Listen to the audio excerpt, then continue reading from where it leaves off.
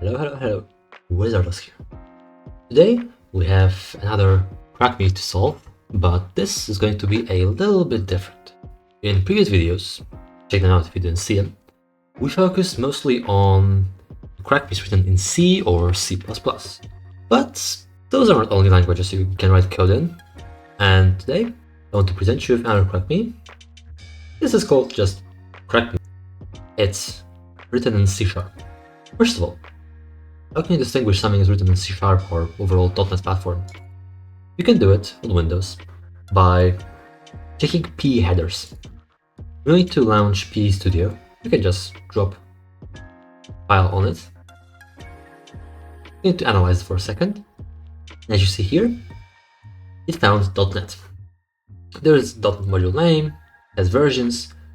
One thing that you also need to be aware of are those two flags. 32-bit required or preferred. This means that the binary can be run in 32-bit mode. This means that instead of typical tool, we need to choose something else. Because we can go to just tools in .NET, and here as you see we have dnSpy and dnSpy x86. dnSpy is for analyzing 64-bit binaries, and dnSpy x86 is for analyzing 32-bit ones. To be honest, if you just want to do static analysis, both will do just fine, but if you, for example, launch a debugger of a 32-bit app on a 64-bit dnSpy, this is going to warn you that, hey, listen, there's going to be some problems. So, coming back, we can just grab this crack me and also drop it on, grab it and drop it here. And right now, as you see, we are presented with a dnSpy window. It looks kind of similar to Visual Studio, but that's just my opinion. I have a couple of other challenges here, but right now you can just go to crack me. And as you see here, it has two resources. Some properties form and if it's also this pair of codes. In properties there's pretty much nothing interesting. And in crack me, we actually have what's important, because you will see actually, when we launch it, it asks us for a key. It needs some kind of key and it returns valid or invalid key. What's interesting is that it stores it backwards and just reverses. It's interesting. And then computes a hash. We pass something through this text window. Let's relaunch it. Then gets read into text. We set some variable and it computes to this first text into something else. And if text3 equals text2, so those two match, we have solved the crack me. But we don't really know what this is. It's not some kind of easily pickable hash. We can do something else. As you see, I have a debugger point here, and we can start. Started. It asks us for a key, so we're going to, let's type in maybe just key and submit. Right now it stopped.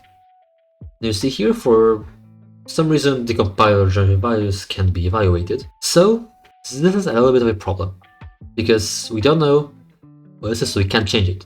But we can do something kind of opposite. We can change text2 into the value of SHA computed hash. I found something online. I'm going to replace this value here with our key and continue. That's it. We solved it. The valid key. Why it works? I explained it, but let's go through it again. When we launch a program, it asks us for a key. You can type in here key. This choose random function computes SHA-256 hash of this string and compares it against this one. We don't know what this hash is, but inside the running program's memory, we can change it to the SHA-256 hash of X that we have passed, and then here it has same key. So when we compare it, the same. there's no hash collision in 256, which pretty much means that the same key will generate the same result. Okay, I think that's it. Sadly, there's no flag to be captured or anything.